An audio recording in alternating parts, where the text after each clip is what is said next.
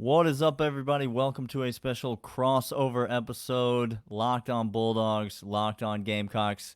I'm Daniel Monroe. That is Andrew Lyon. Andrew, it's SEC game week. It's finally a conference game for both these teams, and as is the case most years, Georgia and South Carolina begin the conference slate against each other. How you feeling this evening?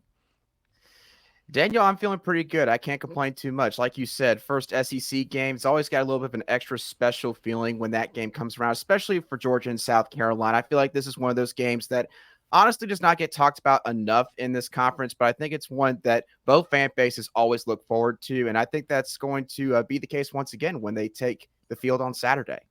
Yeah, absolutely. So we got a lot to get into. Want to let you know today's episode brought to you by Jace Medical. We will talk more about them in a second. But Andrew, as we jump in, let me just get right into it. South Carolina has been tested this year. Georgia has not been tested this year, and so I think the perception is that South Carolina's down because they already took a loss. You know, they already went out and in week one and one of the more marquee matchups, honestly, of week one. Right. I think a game that everybody was looking forward to. Lost to North Carolina. What was the most surprising part of that loss for you? What caught you off guard, and what did you take away from it, big picture?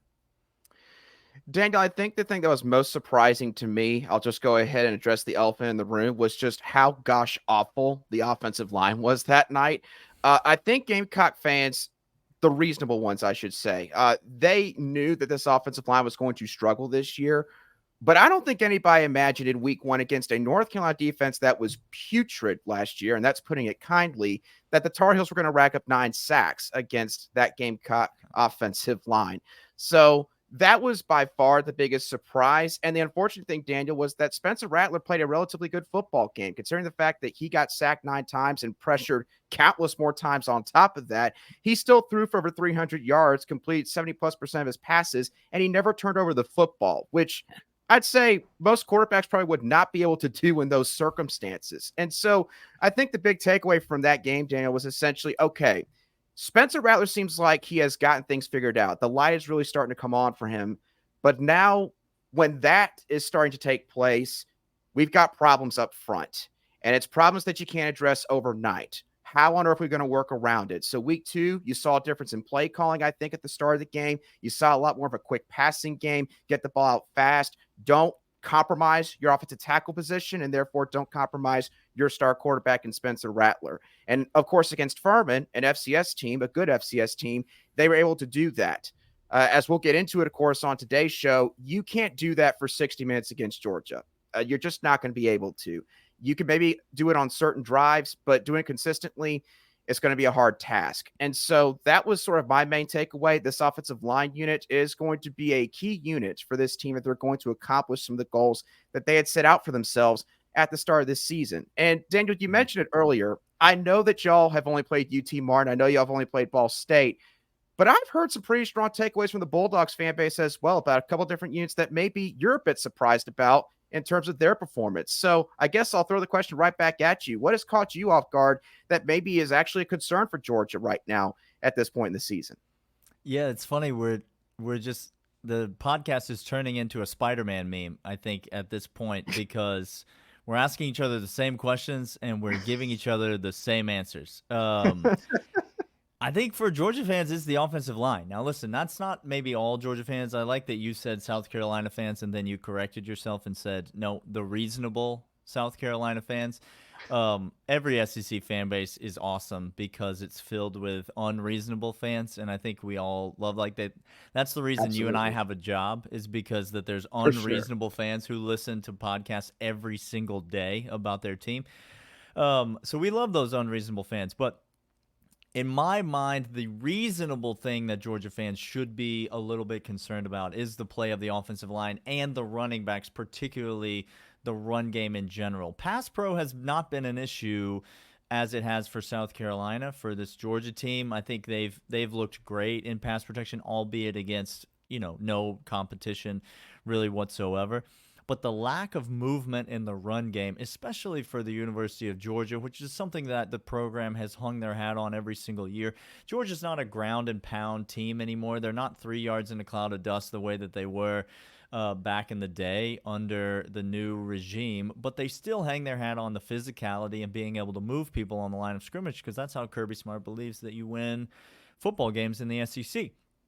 And so far, we've not seen that from this Georgia offensive line. A group that returned, while it lost both of its quote-unquote starting tackles to the NFL last year in Broderick Jones and Warren McClendon. Broderick Jones, obviously a first-round pick, a significant loss. Warren McClendon really split time with Amarius Mims at right tackle, and so really Georgia had a starter coming back at right tackle as well. And all three guys on the interior return, and so you really have four offensive linemen returning. You put in Ernest Green over at the left tackle spot, a guy that Georgia fans have been excited about for a long time, and so it really looked to be one of the strengths of this team. Uncertainty at quarterback, obviously. Stetson Bennett gone, Carson Beck in. Change at offensive coordinator, Mike Bobo in, Todd Monken out. These are things that Georgia fans have been wringing their hands about, almost looking for reasons to get upset with the quarterback and the offensive coordinator. But to me, when I look at this team, it's the offensive line. And so if South Carolina can pose a more of a threat on the defensive front, which I'll ask you about maybe in the second segment. If South Carolina can pose a legitimate threat on the defensive front, can prevent Georgia from moving the ball on the ground, can force Georgia into more of a one-dimensional style, which they never want to play, that would be, I think, the opportunity for South Carolina to be able, to really make some noise in this game, because to this point, the offensive line has a lot to prove. We were all very optimistic about them coming into the season and haven't seen a ton so far. So let's talk more. I want to ask you about that South Carolina defense, because it's maybe a bit of a mixed bag. I'm interested to hear what you have to say. And so we'll talk about the South Carolina defense right after this.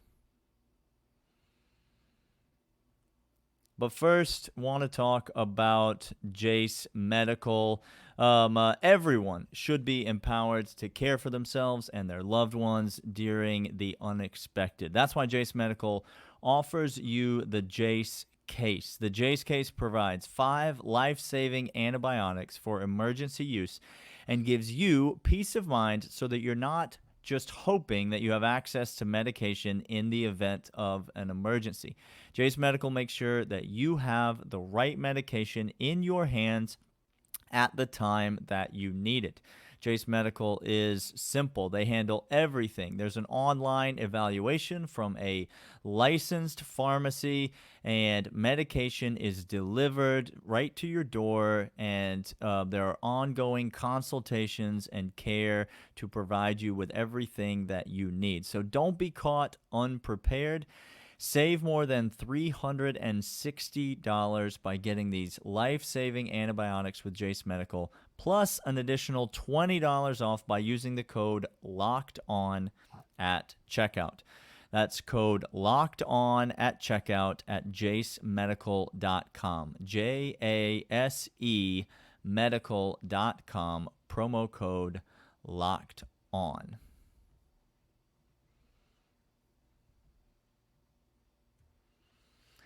All right, Andrew, let's talk. I do want to talk about Spencer Rattler. You mentioned him. I think he's played fantastic this year, and I think I know why, but I'm curious if you agree with me. But first, let's talk about the South Carolina defense. Who is South Carolina defensively? Because to me, the unit doesn't look bad. They held North Carolina to fewer points, I think, than many expected them to hold North Carolina to. Drake May was a bit limited in that game. Mm-hmm. Drake May in North Carolina then went on, the next week, and they didn't exactly blow the doors off of App State, either. And so what do we read into those performances? Obviously, South Carolina looked good against Furman, as you would expect. The South Carolina defense doesn't look bad, but they don't seem to me, from an outside perspective, to have a bunch of star power, name recognition, like straight up dudes on that defense. Am I wrong about that? And who is the South Carolina defense in your mind? Daniel, I think you're partly correct about your statement regarding the talent on South Carolina's defense. I would say that they've got some solid players on that side of the ball. I think the first name I'll throw is Tonka Hemingway, which I know is a name that's trickled out a lot Oh over my on Georgia's gosh. side of All of a things this sudden, week. some media reporter mentions his name, and this is the most famous guy in the world at this moment. Yeah, he is now the most popular guy over here on South Carolina's football team outside of Spencer Rattler. It's funny how those things work out. But Yeah. Tonka's the first guy I throw out there. I think the linebacker unit, it doesn't get talked about as much, but Debo Williams and Stone Bland, that's a solid duo right there. And then the secondary, you got an old vet in Marcel Stout. The best player probably on that entire side of the ball is Nick Emenworry, who is actually questionable right now. One of the players did seem to sort of hint that he thinks Nick Emenworry should be back this week, so we'll see what his status is coming into this game. But Daniel, to keep it short and sweet, I think that South Carolina's defense is a unit that has talent at all three levels. But quite honestly, I just don't think that the coaches are getting the most out of that talent. I'm not sure if it's a scheme issue. I'm not sure if it's a mentality issue. I don't really know what the problem is. But Clayton White, going into his third year as South Carolina's defensive coordinator, there was a lot of buzz around the fan base and in Columbia that, this defense was going to take a step forward, that they were going to stop regressing in terms of rush defense, and that, despite maybe some potential concerns in terms of pass rushing, that they were going to be able to make up for that with the veterans that they had on this side of the ball. And so far, it just hasn't seemed to be the case. They've gotten off the slow starts in both their games against North Carolina and Furman. And again, no disrespect to both those programs, two solid teams for their level of football, but you're going to face much better competition as this season continues to progress. And obviously, Georgia's going to be one of those teams. So South Carolina's defense, I think that you're picking the wrong week to say, all right, we're going to put our foot down. This is going to be the week where we're going to show up, because the task is not going to be easy. I know you just talked about Georgia's offensive line needs to be better in the running game. Well, South Carolina, in terms of rush defense, again, they haven't taken that step forward that we all thought they might leading into this season. So I think that there's still a lot of questions that they have got to answer. Talent-wise, I think they're fine, but I think the coaching staff, they've got to find a way to get more out of that side of the ball. Now, Georgia, obviously, they have been phenomenal defensively for the last several years. But, Daniel, I do want to ask you this. There's a lot of talk around the fact that Georgia's only gotten one sack so far this season. Their first two games against UT Martin and Ball State. Again, obviously, those two teams are not as talented as South Carolina is overall. So should there be concerns about that, yes or no? And if there should be concern, then is there a chance South Carolina could potentially find a way to mask some of those issues they've had against that pass rushing unit? I don't think there should be concerns about that, and I don't think Georgia's defensive front is an opportunity for a team like South Carolina to quote unquote get right, on the offensive line. Albeit Georgia, as you mentioned, one sack on the season. I mean, I'm sure you watch a lot of football just like I do, Andrew, and so you know that, like, and I'm sure all of our viewers and listeners know that, I mean, sacks in this day and age of college football is 70% about what the offense does and 30% about what the defense does. Like, Right. there's a way to scheme offensively that guarantees that your team will not take a sack in a game. And that's fair. whether Yeah. you are Tennessee Martin or you are Alabama. You can guarantee, based on your scheme and the way that you call plays and the way that you design things. Now, you might not gain any yards and you might not score any points and you might get blown out, but you can guarantee that you won't take a sack. And if you feel like your offensive line is overmatched, I mean, you just said it with South Carolina. They're not able to protect the passer. And so what do they do against Furman? They go to the quick game and they start throwing it out wide and they start getting it out of Spencer Rattler's hands earlier and more often. And honestly, even before talking with you, I was sure that that was what South Carolina was going to do in this game. And I'm even more sure now after our conversation. That's what the game plan is going to have to be against this Georgia team. Because if you watch Georgia play, which if you're not a Georgia fan, I'm not sure why you would have watched these, against Georgia, Tennessee Martin, or Georgia Ball State. So many of the people listening to this may have never seen Georgia play this year. But there's plenty of disruption. There's plenty of pressure. There's plenty of, the pocket collapsing, the defensive interior, guys from the edge, linebackers coming. Like there's plenty of pocket disruption and havoc being created. And I think Georgia, it's one way that they try to make teams one-dimensional is by forcing you to get the ball out of your hands early, which allows the safeties, to just walk up to the line of scrimmage and come flying downhill on all of that quick stuff on the outside. And Georgia has very athletic, very physical safeties in Malachi Starks and Tyke Smith, and they have made a ton of tackles for loss this year, just flying to the football and coming downhill because Georgia wasn't worried at all about anybody going over the top on them. And so Right. if you can't protect the passer, you can still avoid a sack, but you can't go downfield. And if you can't go downfield, you're one-dimensional, and Kirby Smart kind of has you right where he wants you. And so I don't think there's much concern. I think Georgia has good pass rush. They might not have – I think they have one elite pass rusher in Michael Williams, but I don't know that they have a ton of elite pass rushers, but I think they have very good pass rush on the team. So I'm not sure it's a huge concern. Let me ask you about Spencer Rattler, and that, as I mentioned earlier, I love the way he's playing this year. I love the way he finished last year. Obviously, games against Tennessee and Clemson stand out when you watch the tape on those games. He was playing at a completely different level. I think he's carried that into this year. On our Tuesday show, I talked about to Clint how I thought Spencer Rattler single-handedly kept South Carolina in that North Carolina game. Just as you said, he was being run all over the place, but somehow managed to still have a good game in spite of that. To me, Andrew, and you correct me if I'm wrong, to me, it's all about Marcus Satterfield being gone. It's like that's, to me, why Spencer Rattler is very good now. Am I wrong? You're not wrong. Marcus Satterfield is now making Nebraska fans cry over in Lincoln because they're starting to realize, so bad. They're starting to realize that they made a massive mistake just accepting that Matt Rule brought him in, thinking, oh, well, Matt Rule's a good coach, so that means that this hire was a good hire. No, Nebraska fans, that's not the way that always works. Trust me. We South Carolina fans have learned that the hard way. I completely agree with you. Dow Loggins got brought in, former Arkansas tight end coach the past 2 seasons, comes to Columbia this past off season. And Dow Loggins, Daniel, the thing that he's really done is he has streamlined this offense, but he's also really carried this offense to Spencer Rattler's strengths. Spencer Rattler, he has really taken control of this offense. He's taken command of the scheme.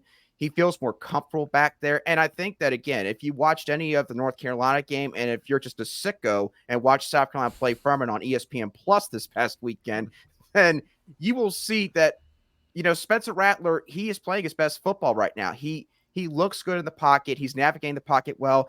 He's willing to stand in there and take shots, which 4 or 5 years ago, I have to admit, I don't know if that Spencer Rattler would have been willing to do so in that air raid offense under Lincoln Riley. So I think Spencer Rattler, he's grown up a lot, but I think that he's especially grown up on the football field this past off season, and that's all coming to fruition. Again, it's why it's a shame that this offensive line right now, quite frankly, probably anybody could have gotten a bunch of sacks against them in week 1 because of the way they played. So, Spencer Rattler, definitely playing great football, and he will have to be the reason that South Carolina remains competitive in games like this and wins some games as this season goes on. Yeah, for sure. All right, we got more to discuss. I'm going to force a prediction out of Andrew. We're going to talk about how we feel like this game's going to go, all of that and more right after this. But first, let's talk about Game Time, Andrew. Game Time is the place that you go if you need tickets. Let's say that you're headed on down to the Classic City this weekend and you're going to take in the action between Georgia and South Carolina, but lo and behold, you do not yet have a ticket. In the past, that would be time to panic. You're gonna have to find somebody on the street, and he is going to gouge you, and he's probably going to sell you a counterfeit ticket after he gouges you, and then you're going to be standing on the bridge, which you're now not allowed to stand on in Athens, and so you can't even watch the game from outside on the bridge. But do not fear, South Carolina fans, Georgia fans, because Game Time has you covered. They are the place to go to get every last-minute ticket that you need, whether it's a sporting event like Georgia, South Carolina, or whether it is a concert or whatever it is you're trying to go see. Game Time is going to have the right ticket at the right price, the exact seat that you're looking for, all of the best prices, all of the best last-minute deals. And right now, when you download the Game Time app, you use the code LOCKEDONCOLLEGE and you're going to get $20 off. That means whatever that ticket costs at the end of the day, you're going to pay $20 less when you use the code LOCKEDONCOLLEGE. Download the Game Time app today, your place, your source for last-minute ticket deals.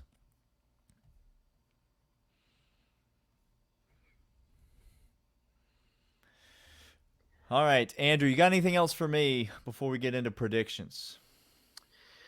I'll ask you about injuries real quick. I've heard that Javon Bullard apparently might have a lower body injury. Ladd McConkey is a big name for Georgia that has also been dealing with an injury over the past few weeks. What is the status of some of those big time players for the Bulldogs? And again, I guess, do you think that their potential absence could have an impact on this game if they cannot play? I think my suspicion, Kirby Smart, is not going to give any information about this. Kind of No. notorious for this in these press conferences. And so I'm going to get to channel my inner Kirby Smart right now in answering these injury-related questions.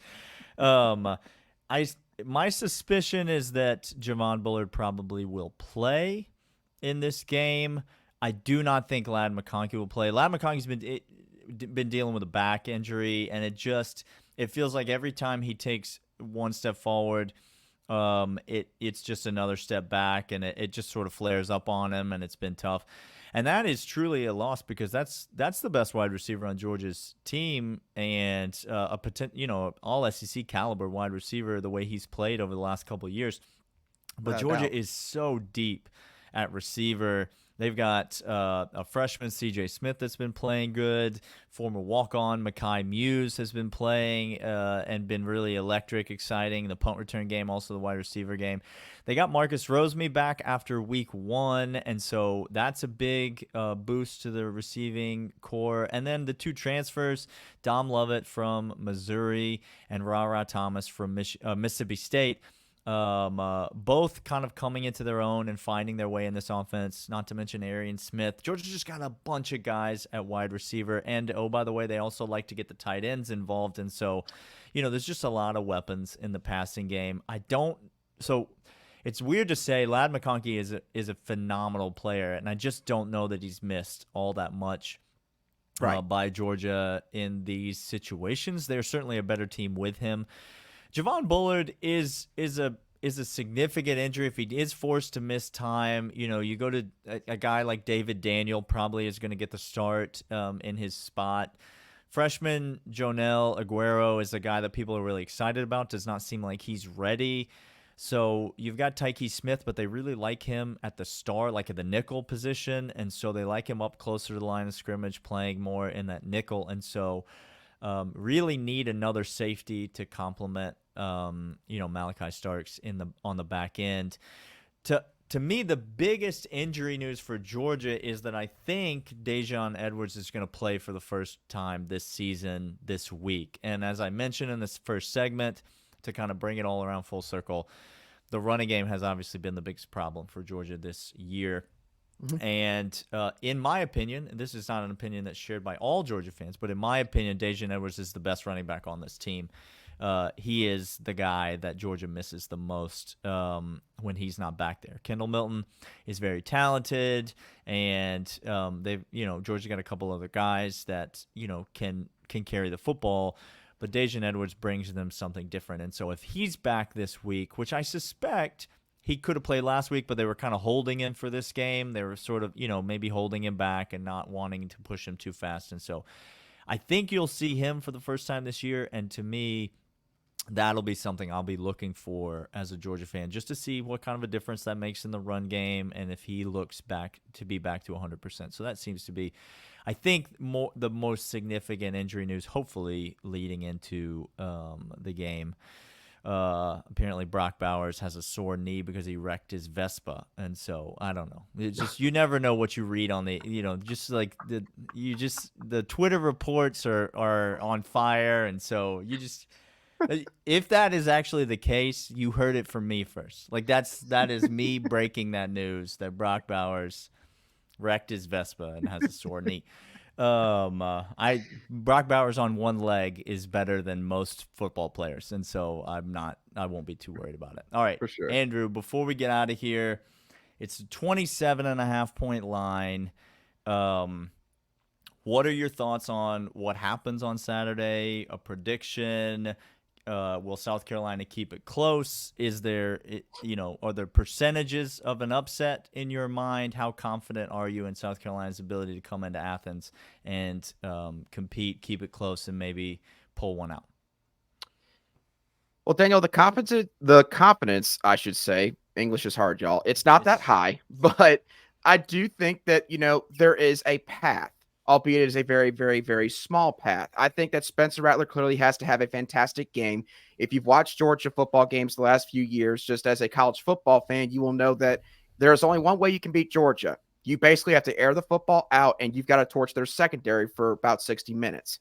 Spencer Rattler, I think, is the kind of quarterback that could possibly do that if he's a four at the time. And that's where South Carolina's O-line comes in. That's going to be the biggest matchup of the game on the Gamecock side of things. You've got a wide-open Xavier Legette that's been phenomenal to start this season, one of the best receivers in the country so far. Juice Wells obviously was the biggest name coming into the year, but he's been dealing with an injury since preseason camp, Daniel, and I don't know if he's still 100%. He might be working at about 80%, 85% coming into this game.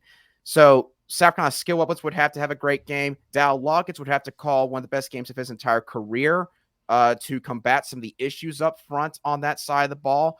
You probably need to have either turnovers or special teams be heavily in your favor if you're South Carolina. Quite frankly, there's just too many things that have to go your way for this game to eventually fall your way at the end of the day. So, Daniel, I think South Carolina can cover this spread. I think the final score is 38-17 in favor of the Bulldogs. But I think South Carolina can have some explosive plays take place. I think they got to play this game quarter by quarter. I don't think you can look at it as an end game if you're the Gamecocks. And that's going to be about the best way that you can possibly pull off the upset. But again, at the end of the day, if you are at a disadvantage in the trenches against Georgia, I think the Bulldogs are just going to find a way to exploit that enough times in this game. South Carolina's not ready yet. A couple years later, maybe they'll be ready, but not right now with the way the offensive line is currently. Yeah, I don't. I said on Tuesday, the path for South Carolina is Spencer Rattler just is going to have to play outside of his mind. He's just going to have to. He's going to have to absolutely go off, and he has the absolutely go off gene in him. He also has the blow up gene in him, but we've seen that less often these days. Based on some changes at offensive coordinator and whatever that the case may be. Maybe just maturity and getting older and being better. I think this game goes one of two ways, to be honest. And I know which way I kind of lean for it to go.